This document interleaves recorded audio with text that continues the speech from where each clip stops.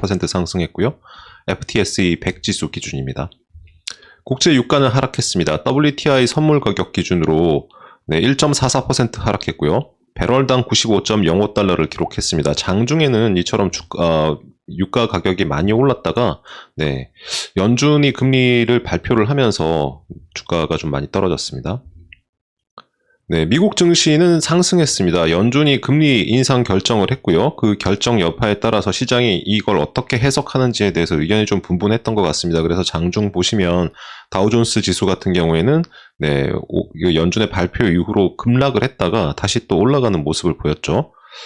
그리고 S&P 500 역시 비슷한 모습을 보였습니다. 지금 보시면 지금 그래프 잘 보이시는지 모르겠는데 보이실 것 같네요. 제가 화면을 보니까 보이실 것 같은데 여기 보시면 이게 장중 급락을 했다가 다시 장 이후에 올라가는 모습을 보였습니다. 이게 거의 전반적인 주가의 패턴도 그렇고 다른 원자재들의 패턴도 그렇고 오늘 장중에 일어나는 특징입니다. 연준이 발표를 하고 난 뒤에 시장이 그 결과를 해석을 하면서 변화가 좀 있었는데요. 한번 계속 보시겠습니다. 나스닥 같은 경우도 연준의 발표 이후에 급락을 했다가 다시 또 올라가는 모습을 보였죠. 그래서 결국에는 상승 마감했습니다. 나스닥 같은 경우에는 크게 올라서 한 3.77% 정도 올라갔는데요. 연준이 불확실성을 해소했다는 측면에서 특히 금리 인상 25bp 정도 올릴 거라고 예상을 다 했었고 파웰 의장도 그렇게 말을 했었는데 그 말이 현실화가 됐고 그래서 불확실성이 해소됐다는 것 때문에 주가들이 좀 많이 올랐던 것 같습니다. 밀 가격은 폭락을 했어요. 국제 시카고 선물 시장에서 7.36% 밀 가격이 떨어졌습니다. 금 가격도 떨어졌어요. 그래서 0.19% 하락을 했고요. 역시 주가 패턴과 비슷하게 연준이 금리 인상 결정을 하면서 급락을 했다가 다시 또 상승하는 그런 모습을 보여줬죠. 금 가격 같은 경우도요. 달러 역시 금 가격과 비슷한 트렌드를 보여줬습니다. 연준 발표 이후에 달러 가치는 급등을 했습니다만 역시 장 마감으로 가면서 달러 가격이 급락하는 모습을 보여줬네요. 국채금리 같은 경우에 좀 움직임이 심상치 않았습니다. 미국 국채금리는 상승을 했는데요. 0.037포인트 정도 상승을 했고 그래서 10년물 국채금리가 2.185%로 마감을 했습니다만 장중에 10년물 국채금리가 이처럼 급등하는 모습을 보였죠. 중요한 거는 미국 중기 국채와 장기 국채 금리가 역전됐다는 사실입니다. 특히 장중에 5년물 국채 금리가 2.24%까지 치솟았어요. 10년물 국채 금리가 지금 2.185%잖아요. 근데 장중에 5년물 국채 금리가 2.24%로 치솟았기 때문에 5년물 국채금리와 10년물 국채금리가 역전이 된 거죠. 이런 역전 현상은 굉장히 흥미로운 현상이고 잘 일어나지 않는, 왜냐하면 장기금리가 보통 더 높은 게 정상이거든요. 근데 이런 중장기 금리 역전 현상이 벌어졌다는 거는 심상치 않은 경제적인 현상인 겁니다. 그래서 도이체뱅크 같은 경우에는 중장기 금리 역전을 가져온 그런 연준의 금리 인상은 반드시 1, 3년 사이에 경기 침체를 가져왔다라고 이야기를 했고요. 우리나라에서도 김영익 교수님 같은 경우가 이런 중장기 금리의 역전 현상 등을 통해서 주가 하락을 예측하는 모델을 갖고 계시기도 하죠. 그래서 7년물 결국에는 어떻게 됐느냐? 장 마감 이후에 5년물 국채 금리는 1.84% 그리고 10년물은 1.85%로 결국에는 일드 커브 상으로는 정상을 회복을 했어요. 장 마감까지는. 근데 그럼에도 불구하고 7년물과 10년물은 여전히 금리가 역전된 상태입니다. 7년물이 더 높아요. 금리가 2.215%고 10년물은 2.185%로 지금 일드 커브가 역전이 돼 있는 상황이거든요. 7년물과 10년물 사이가 지금 이렇게 꺾여져 있죠. 원래 일드 커브는 이렇게 올라가야 정상인데 지금 7년물과 10년물은 이렇게 내려가는 역전 현상이 벌어져 있는 상황입니다. 그래서 도이체방크 같은 경우는 이게 심상치 않다라고 이야기를 하고 있고, 이게 결국에는 주가가 오늘 상승은 하긴 했습니다만 향후에 경제 침체가 1, 3년 사이에 일어날 수 있다라는 그런 걱정들을 지금 낳고 있는 상황이고요. 이것 때문에 현재 장 마감 이후에 미국 주식시장의 선물 가격은 주가 선물은 횡보하고 있는 그런 상황입니다. 그래서 시장이 지금 연준의 발언과 그 이후의 시장의 반응들을 계속 지금 소화하고 있는 그런 단계인 것 같고요. 아직 풀리 결론이 난 건 아닌 것 같아요. 일본에서 강도 7.3의 지진이 발생을 했습니다. 그래서 밤 11시 30분, 우리나라 시간으로 밤 11시 30분께 발생을 했고, 이것 때문에 일본이 쓰나미 경보를 발동을 했었죠. 현재는 취소된 상황입니다. 지진이 일어난 지역은 이 센다이라고 하는 일본의 동북 지역이죠. 이 도호쿠 지역이라고 하는 이 지역에서 해수면으로부터 한 5km 정도 떨어진 지역에서 그 바다에서 이제 발생을 했다고 해요. 근데 여기 센다이 지역에서 바로 요 지역이 바로 후쿠시마라는 도시지 않습니까? 후쿠시마 하면 원전이 있는 곳이기 때문에 모두가 긴장을 했고요. 만약에 쓰나미가 덮쳐서 후쿠시마 원전이 뭔가 타격을 입기라도 하면 과거에 지옥 같았던 그 원전 사태가 다시 한번 발생할 수 있는 거 아니냐라는 걱정들이 많았었던 것 같고요. 특히 밤새 동안에 이게 엔화 시장에 영향을 많이 미쳐서 엔화가 장중 한때 6년 새 최저가를 기록을 했다고 합니다. 근데 지금은 회복이 된 상태예요. 왜냐하면 쓰나미 경보가 현재는 취소가 된 상태고요. 미국 등등 전 세계 지진 전문가들이 계속 코멘트를 내놓습니다. 쓰나미가 발생을 하려면 강도가 7.5 이상은 돼야 되는데 지금 현재는 그런 상태는 아니기 때문에 크게 걱정하지 않아도 된다. 일본의 원전 전문가들과 현재 후쿠시마 원전에 계시는 관계자분들이 계속 발표를 하기를 아직까지 전력 생산에 큰 차질은 없다라고 하면서 엔화가 장중한 때에는 최저가를 기록했다가 다시 지금은 좀 회복한 상태입니다. 니켈 가격 최근에 거의 많이 올랐었죠. 그래서 이 니켈 가격이 거의 톤당 2만 달러에서 2만 5천 달러 사이 하던 가격이 3월 들어서 거의 5만 달러 가까운 가격으로 지금 치솟은 상황인데요. 이 니켈에 대해서 대량 매도 주문이 런던 금속거래소에 지금 대기하고 있다라는 소식입니다. 런던 금속거래소의 거래 상황을 보시면 현재 지금 볼륨 같은 경우에 거의 볼륨이 없어요. 그래서 몇 톤 되지 않아요. 그래서 거래가 거의 되지 않다시피 해서 이게 정상적인 거래인지 좀 의심스러운 상황이긴 한데, 그럼에도 불구하고 현재 한 45,590달러 정도의 톤당 가격인데, 이 니켈을 매도하겠다고 대기하고 있는 매도 물량이 한 5만 톤 가까이 된다고 합니다. 이것 때문에 당분간 니켈 가격이 더 오르기는 힘들어 보인다라는 그런 소식들이 나오고 있고요. 연준이 금리 인상 발표를 했고 이것 때문에 불확실성이 해소가 됐습니다만, 이걸 해석하는 과정에서 앞으로 경기 침체가 좀 더 경기 침체에 대한 확률이 더 높아진다라는 그런 해석들이 지금 계속 나오고 있거든요. 그러면서 비트코인 같은 크립토 자산 가격이 더 오르고 있습니다. 현재 거시 경제가 어려움을 겪을 것 같다라는 그런 예상들이 아까 말씀드린 대로 퍼져가고 있기 때문에 가격이 오르는 모습인데요. 이더리움 같은 경우도 5.62% 상승했습니다.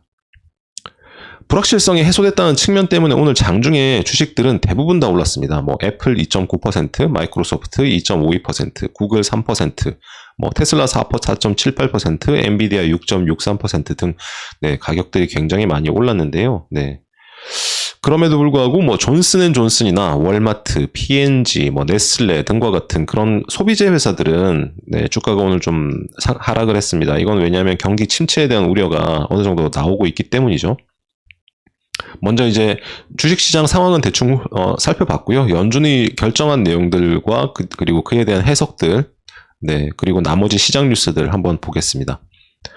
연준은 금리를 25bp 인상을 했습니다. 현재 금리 수준이 그에 따라서 0.25%에서 0.5%로 인상을 했고요. 세인트루이스 연준 총재 혼자, 리처드 블라드 총재 혼자만 50bp 인상을 주장을 했고 8대1의 표결로 금리가 25bp 인상되는 것으로 결론이 내려졌다라고 연준은 발표를 했습니다. 그리고 향후 금리 인상의 6번 일어날 것으로 그렇게 시그널을 줬습니다. 그래서 시장 예상 평균치는 연말께 연준이 금리를 1.9%까지 올릴 것이라고 그렇게 예상하고 있는 것 같고요. 이는 지난 12월 말에 비해서 1%포인트가량 높은 것입니다.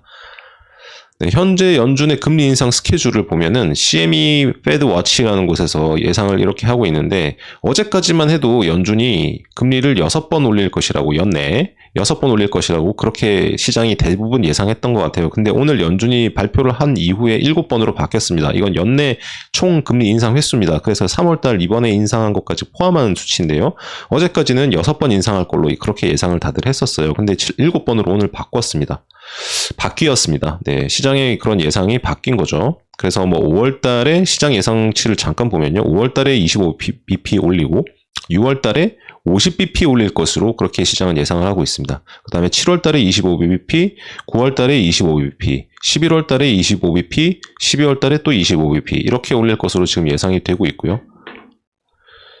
그래서 중요한 메시지는 뭐냐면 시장에서는 5월 달 또는 6월 달에 50bp는 연준이 금리를 올릴 것으로 예상을 하고 있다라는 겁니다. 아까는 지금 보시기에는 6월 달에 50bp를 올리는 것으로 그렇게 지금 예상이 나오고 있죠.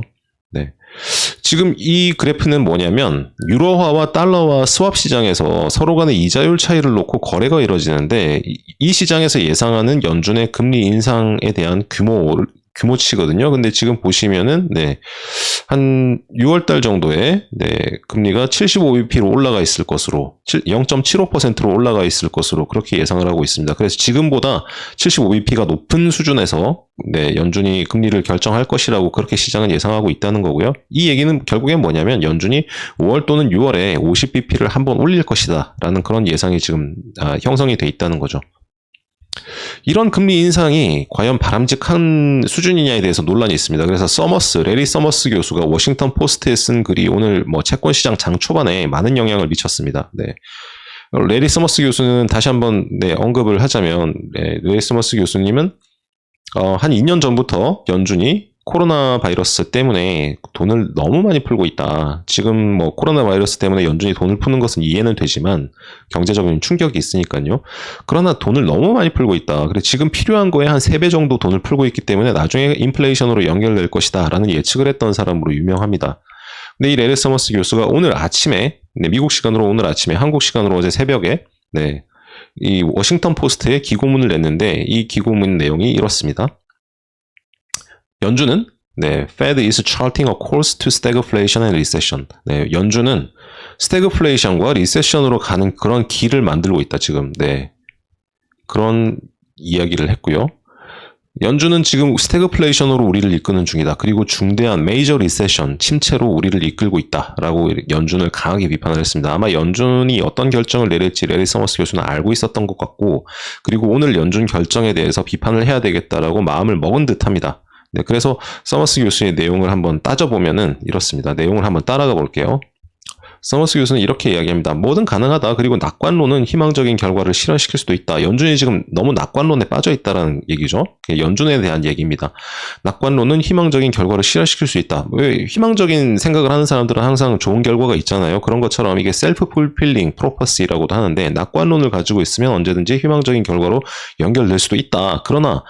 그러나 이 레리 서머스 나의 생각은 다르다. 연준이 과거 수년간 여러 실수들을 반성하지 못하고 있다고 생각한다. 그리고 여전히 위험하고 부적절한 프레임워크를 연준은 유지하고 있다고 본다.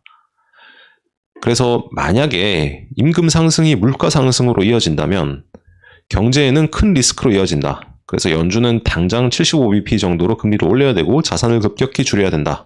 라고 이야기를 합니다. 좀 더 레리 서머스 교수의 논리를 따라가 보자면 연준은 이번 결정이 나오기 전에도 인플레이션 위험이 있다는 걸 알고 있었고 우크라이나 전쟁으로 인해서 곡물 가격이라든지 유가 상승 등등이 일어나는 상황도 지금 보고 있는 거고 그런데 말로만 개입을 하지 실질적인 액션을 강하게 취하지는 않고 있다. 이건 연준이 정말 잘못하는 거다. 그런데 만약에 임금이 올라가고 임금 때문에 기업들이 올라가는 인건비 상승을 고객들한테 소비자들에게 전가하기 위해서 물가를 올리기 시작하면 제품 가격을 올리기 시작하면 그때는 걷잡을 수가 없다. 왜냐하면은 제품 가격이 올라가면은 기업들에서 일하는 노동자분들은 또 자기 임금을 올려달라고 주장을 하게 될 것이고 그러면 임금이 또 올라가고 그러면 물가는 또 올라간다.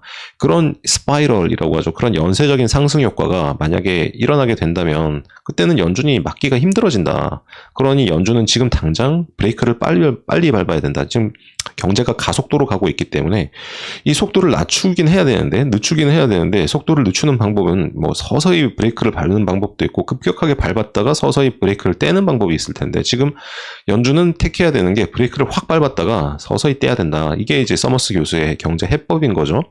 그러나 파월은 실제로 어떻게 선택을 했냐면 서머스의 그 선택을 따르지 않았습니다. 파월 의장의 발언을 한번 볼게요.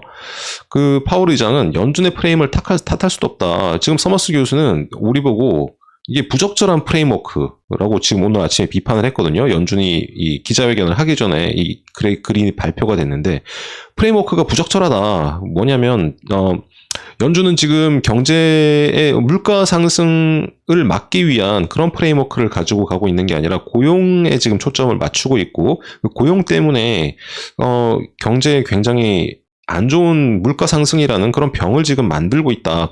그래서 지금 연준의 프레임워크는 부적절하다라고 지금 얘기를 한 건데, 파월 의장은 연준의 프레임워크를 탓할 수는 없다. 우리는 예상치 못했던 인플레이션의 발생이었다. 인플레가 이렇게 상승할 줄 알았냐? 몰랐다.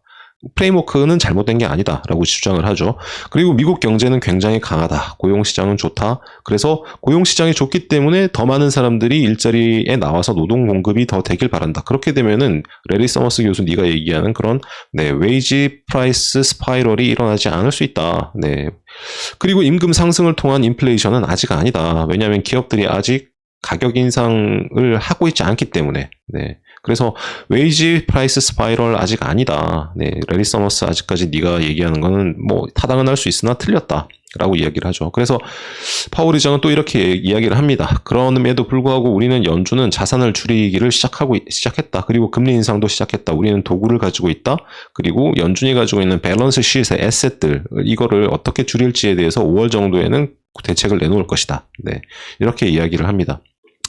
연준이 밸런스시트에서 에셋을 줄인다는 얘기는 연준이 지금 가지고 있는 그런 각종 채권들을 시장에다가 판다는 얘기고, 연준이 그 채권이라는 어떤 물건을 시장에다가 던지면은 시장은 연준에게 현금을 주게 돼 있기 때문에 연준 입장에서는 현금이 늘어나지만 시장 입장에서는 현금이 줄어드는 효과가 발생을 하는 거죠. 그렇게 되면은 주식시장에는 안 좋은 영향을 미칩니다만, 자산을 이렇게 흡수를 한다는 얘기, 자산을 이렇게 시장에다가 내판다는 얘기는 연준이 시장의 유동성을 회수를 하면서 물가를 줄이겠다라는 얘기입니다.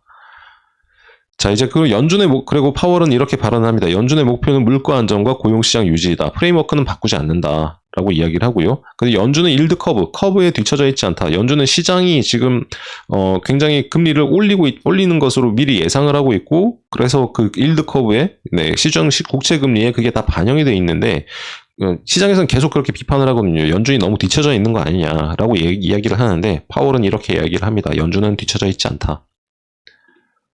해석을 이제 한번 해볼 차례입니다. 파월이 이렇게 발언을 했는데, 과연 이 파월의 발언은 어떻게 해석해야 되는 것인가? 지금 시장은 해석을 원하지 않습니까? 그래서 오늘 연준이 했던 결정에 대해서 시장은 어떻게 해석을 하고 있는지에 대해서 한번 보겠습니다.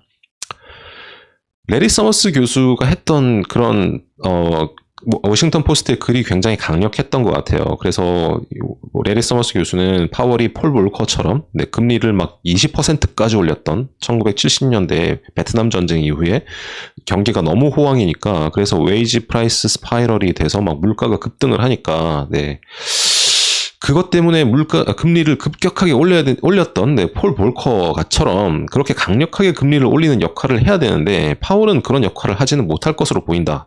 왜냐면 이게 발언들을 보면은 우리가 잘못한 거 없다. 그리고 우리는 이제 자산 줄이기 이제 시작할 거고, 인플레이션이 그렇게 급격하게 올라가야만 우리가 대응을 하는데, 그렇게 인플레이션이 올 줄 알았냐? 우린 몰랐기 때문에 우리의 잘못은 아니다라고 이야기를 하는 것을 보면서, 파월이 지금 굉장히 낙관론적인 시각을 여전히 갖고 있고, 앞으로 경제는 계속 좋을 것처럼 그렇게 장밋빛으로 미래 경제를 보고 있다라는 거죠. 이것 때문에 폴 볼커 같은 그런 역할을 파월에 기대하는 거는 어불성설이다. 결국 그 파월한테는 그런 폴 볼커를 기대할 수 없다라고 지금 블룸버그는 해석을 하고 있고요. 그러나 시장에서는 파월 스스로는 시장에서 자신이 이제 마치 폴 볼커처럼 대응할 수 있다고 보기를 그렇게 바라는 것 같다라고 이제 블룸버그는 해석을 하죠.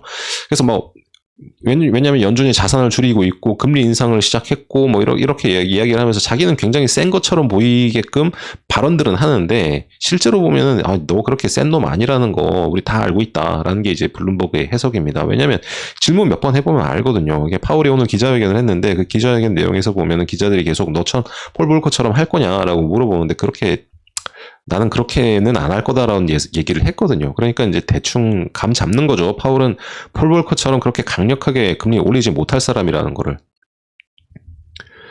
그래서 해석을 내려보면은 또 스칸 마이너드 구겐하임 자산운용의 대표는 이렇게 이야기를 합니다. 연준은 지금 인플레이션 패닉에 휩싸여 있다. 그래서 지금 너무 큰 쇼크가 왔기 때문에 연준은 지금 어떻게 대응해야 될지를 잘 모르고 있는 것 같고, 그것 때문에 자기들이 지금 금리를 올려야 되는 그런 자금 시장의 의무를 머니터리 리스폰서빌리티를 완전히 저버렸다.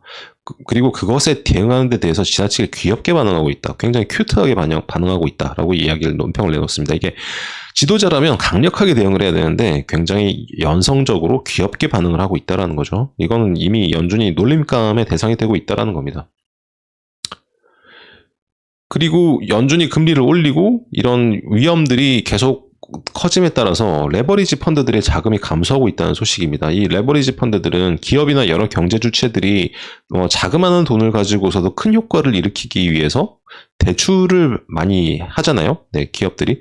또는 우리 심지어는 집을 살 때도 대출을 통해서 작은 돈으로 부동산을 사기도 하고 그러잖아요. 그런 레버리지 대출을 해주는 그런 자금들에 투자하는 펀드들이 있습니다. 그 펀드들에 투자됐던 자금들이 최근 4일간 6.4억 달러가 인출됐다고 합니다. 전문적으로 이제 레버리지를 일으켰던 그런 쪽에 투자했던 자금들이 급격하게 지금 빠져나가고 있는 거죠. 쉽게 얘기해서 이제 경제 위험이 커지고 있다라는 얘기인 거일 수도 있습니다.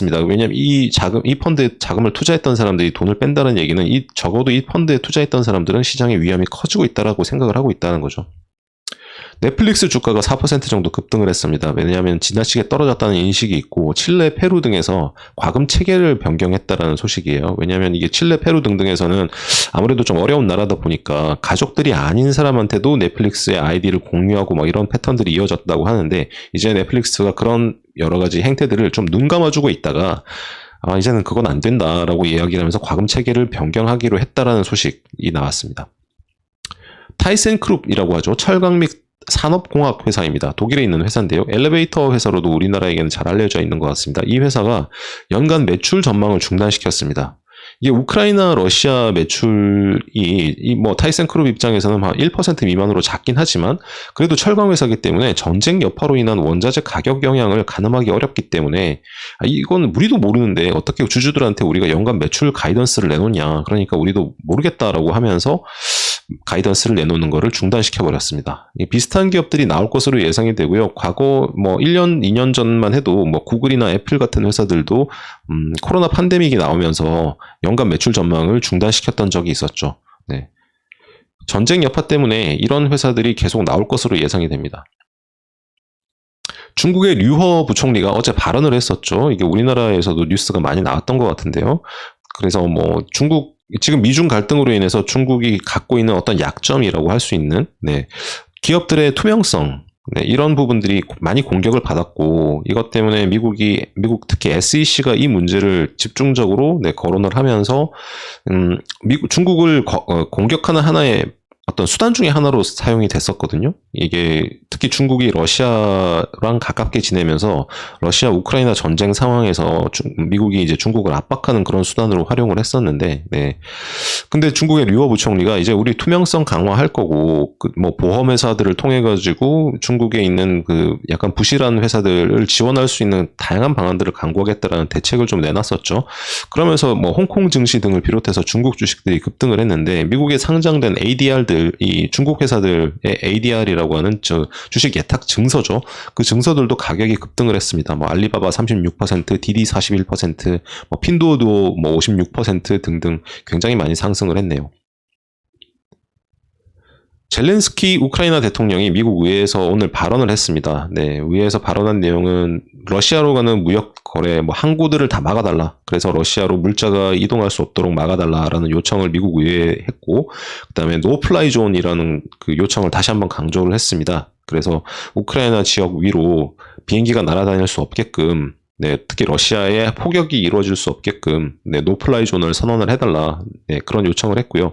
바이든 대통령은 노플라이 존에 대한 즉답을 하지 못했습니다. 이건 백악관이 여러 번 밝혔다시피 노플라이 존은 안 된다. 만약에 그렇게 되면은 러시아랑 우리랑 전면전이고 그렇게 되면 핵전쟁까지 갈 수 있으니까 그건 안 된다라는 입장을 계속 밝혔었는데 대신에 바이든 대통령은 한 11조 원 정도, 11조 원이 아니라 13조 원 정도 되는 의회 승인을 받은 예산, 추경 예산을 가지고 우크라이나에 굉장히 최신식 무기들을 지원할 것이라고 약속을 했고요. 그 다음에 또 기자들이 푸틴을 전쟁 범죄자로 부를 것인가를 놓고 이제 바이든 대통령한테 물었어요. 그래서 바이든 대통령이 처음에는 아니라고 대답했어요. 노라고 대답을 했다가 나중에 다른 질문을 했는데 다시 생각을 한 거죠. 다시 생각을 한번 해보더니, 푸틴은 전쟁 범죄자야. 나는 그가 전쟁 범죄자라고 생각한다라고 발언을 바꿨습니다. 그러자, 이제 백악관에서도 젠사키 대변인이 기자들에게 얘기를 합니다. 네, 독재자의 잔인한 행동에서 나온 진심 어린 발언이었다. 푸틴을 진짜 전쟁 범죄자라고 생각한다는 거죠. 네. 그러니까 이제 러시아도 또 네, 발언을 내놓습니다. 네, 아니 미국은 과거에 수많은 전쟁을 일으켰고 네, 전 세계 각국에 폭격을 퍼부은 나라인데 그런 나라의 지도자가 할 말은 아니고 용납도 용서도 받을 수 없는 그런 발언이다라고 이제 러시아도 강경하게 대응을 했죠. 네, 바이오젠이라는 회사에 혹시 투자 많이 하신 분이 계신지 모르겠습니다. 네, 알츠하이머 치료제라고 하는 아두헬름을 만들었고, 지금 현재 시판도 하고 있는 그런 매사추세츠 기반의 제약회사인데요. 우리나라에서도 한 3년 전부터 계속 이 회사가 알츠하이머 치료제를 내놨다라는 소식이 전해지면서 많은 투자자분들이 이 회사에 투자도 했고, 관심을 가졌던 걸로 알고 있습니다. 근데 이 바이오젠이라는 회사가 논란이 됐던 그 아두헬름이라는 약의 데이터를 공개를 했습니다. 네, 이게 아두헬름이 효과가 있냐 없냐를 놓고 학계에서는 이 데이터를 어떻게 해석해야 되는지를 막 가지고 논란을 엄청나게 벌였었어요. 그래서 미국 정부에서 데이터를 공개해라라고 요구를 했고 한 11개월 만에 미국 정부에서 공개해라고 한 지 한 11개월 만에 발표를 했는데 정작 발표를 하고 보니까 그 데이터가 효과가 있는지 없는지는 명확하지 않은 것 같아요. 그리고 발표한 학회지도 굉장히 권위 있는 학회지가 아니고 약간은 권위가 떨어지는 학회지에다가 이걸 발표를 해서 네, 논란이 여전히 그치지는 않을 것 같다라는 그런 내용이고요. 주가는 그럼에도 불구하고 오늘 시장 전반 상황적으로 상황이 좋았기 때문에 3% 상승했습니다. 소파이라고 하는 회사가 있죠. 핀테크 회사고 굉장히 혁신적인 학자금 대출이나 모기지 개인 대출 이런 거를 네, 담당하는 그런 핀테크 회사인데요. 이 회사가 주가가 올해 들어서 주가가 한 48% 떨어졌었어요. 네, 그래서 현재 주가는 한 8달러 정도에 형성돼 있는데 모건 스탠리가 이 회사의 목표 주가를 낮췄습니다. 그래서 목표 주가를 원래는 좋게 봤었어요. 18달러 정도를 봤는데 지금은 이제 10달러 정도로 낮췄네요. 네. 이런 소식들을 전해드리면서 오늘의 자이언트 TV 시황 방송은 마무리 드릴까 합니다. 오늘 네, 연준의 금리 인상이 있었고 또 젤렌스키 대통령의 의회 연설이 있었고 굉장히 많은 일들이 있었던 것 같아요. 그럼에도 불구하고 주가는 올랐는데 과연 내일 주가는 어떻게 될지에 대해서 지금 현재 선물 가격은 굉장히 횡보하고 있는 상황이고 시장에서는 연준의 발언에 대해서 이렇게 좋은 평가들을 내놓고 있지는 않거든요. 그래서 이게 어떻게 해석될지 내일 장이 더 주목이 되는데 네. 상황을 좀 더 지켜봐야 될 것 같습니다. 질문은 없으신 것 같고 박하님, 주식왕님 처음 보신다고요? 다음에 계속 구독해 주시면 감사하겠습니다. 김지영님 감사드립니다. 네, 이상으로 오늘 방송 마치겠습니다.